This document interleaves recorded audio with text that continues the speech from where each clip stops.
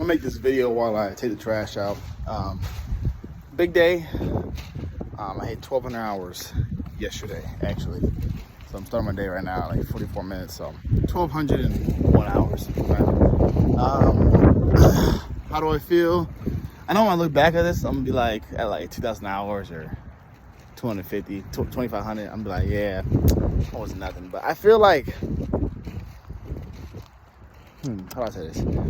I feel like how I should have felt at 600 hours prepping for that 1,000, if that makes sense. So like the 1,000 hours at first told me you should be ready for like basic conversations, and at 600 hours I was not ready at all.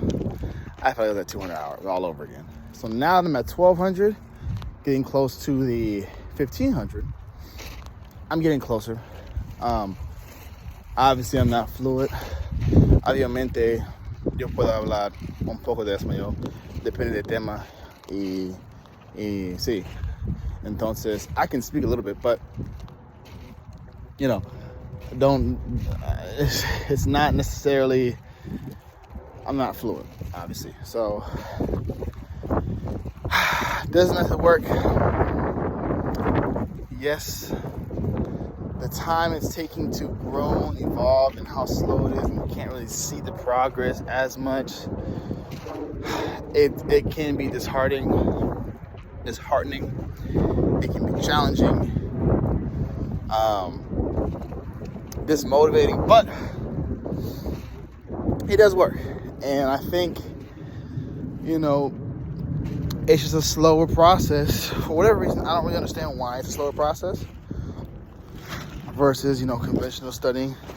Like, you know, they'll say, you say grammar for 26 weeks, you can be at a B2 level of speaking, which I don't really buy that, but I mean, that's what they say, so whatever. I'm already past my 26 weeks of doing this. I'm at 6 months now. About to be 7 months in February of doing strictly German Spanish. Obviously, I'm speed running it, so for those that are doing 1 hour a day or 2 hours a day, and they're wondering why this is taking forever, my advice is speed run or don't do this, because you're gonna run out of patience very fast. If you're not making this your life, meaning the immersion, this is all you like. This is all I listen to. Spanish is all I listen to. I listen to TV shows, listen to news channels. I read news articles, read memes in Spanish. I read books. Obviously, I'm watching Bible classes in Spanish. You know, this is my entire life now. So it's like, which is how it should be if you're trying to learn a language. So if you're not gonna do that, you're kind of wasting your time. That's my personal opinion on it. You know, so if you're looking back at this, or you know, however, trying to put this on I might put all my videos on what's that Reddit? That German Spanish Reddit. I might do that when I hit like the seventh stage.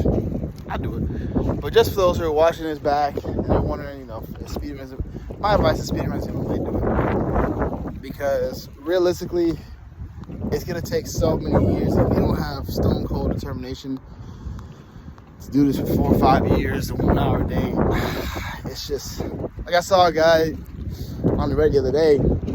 He finally hit the 7th stage at 4 years, and he's like, yeah, you know, I still can't speak. Which obviously, I know even for me, when I hit level 7, I'm not gonna be at this masterful Spanish. I know that. I remember Brian learning Spanish. I will always watch him because I think he's the most realist evaluation of what it should look like. He said, look, by 1,800 hours, when I started being able to speak, he said 1,500, I still couldn't. I still wasn't fluent. He said 1,800 hours, you see it. You can call yourself fluent in some instances. And I believe that. Like I said, this was like hour 600 for me. In the sense of I'm close, and I need like 4 more hours before I'm able to be like comfortable. Which for me, that'd be another 1,600. I'd be at 1,600 hours, 1,700 hours when I feel like, you know, I think I got it. And that for me, that's with reading, speaking. Let's get into speaking really quickly, because I did do Worlds Across at 1,000 hours. Actually, a little before 1,000 hours, like 960. Did it for about a month and a week. They give you a free trial for a week. I didn't like it. Now let me explain that statement. I like the concept. And eventually, I will go back to it for one more month when I'm at a stage where I feel like I can actually speak. So I feel like Worlds Across is only effective if you know how to speak. You just don't know how to speak properly. In a sense of, you just need practice talking, getting the words out and getting the sounds out. But you know the sounds, you know the words. You just don't know how to say, you know, or pronounce the word 100%. You haven't said it enough. You haven't repeated the statement enough. But, you know, after doing so many classes, like 10, 11 classes, maybe 12, I'm like, this is cool, but I'm not. And I did think I was learning new things, and listening to them speak was great for comprehension's sake. But just for me talking, it was a one-sided conversation. I hated it. I hated the idea that this is just, I'm just listening to them speak, and I couldn't give my full opinions. I couldn't express myself like a baby. You know, I didn't like that feeling. So I'm gonna wait until about, let's see how I feel level 7. Probably not even then, but let's see how I feel about level 7. Maybe, like I said, Brian said 18 hours. I may wait till 18 hours. But on the flip side, I have a wife that speaks Spanish. So do I even need that at that point? I don't know. I'll keep you guys updated at 1,400 hours, and I come back into 200 more. But so that's my opinions on World Across. I saw this other couple that used to watch, this brother and this Mexican lady that, actually, I don't know if she's Mexican, she might be white, that went to Spain. I don't know the name right now, but they were cool. I used to watch them a couple months ago, trying to track their journey. And they gave up on Worlds Across. They give up on Dreaming Spanish altogether. They're at like 900 hours. They're like, oh, this not work for us. And I get it. The reason is, hey, we don't have the time to be doing another year trying to get 15 hours. And I get it. That's what I'm saying. Speed running is really the only way I was able to do this, because I'm not spending 4 years, and I'm impatient. I'm not doing 4 years of this. I can give you a solid year of 6 hours a day. I think I can firmly do that.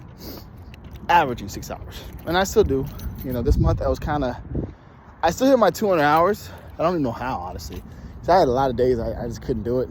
8 minutes here or 10 minutes there, but then 5 hours or 7 hours here, 8 hours here, 12 hours here. So I balance it out eventually. You know, so I'm not saying every single day it's got to be 6 hours. You know, there's days where I fudge off and I don't do as much. Then I compensate and go overboard. So, but for me, that's the only way I can even function at this level and not feel like I'm wasting my time.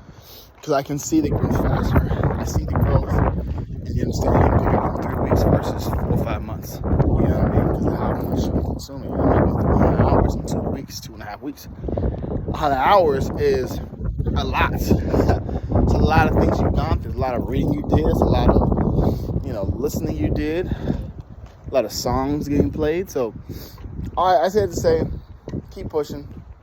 To myself, to my future self, thank you for finishing what you said you're going to do.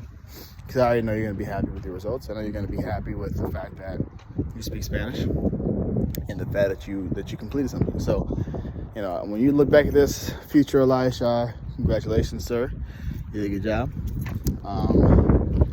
And let's go on to our next challenge, our next goal. With that being said, peace.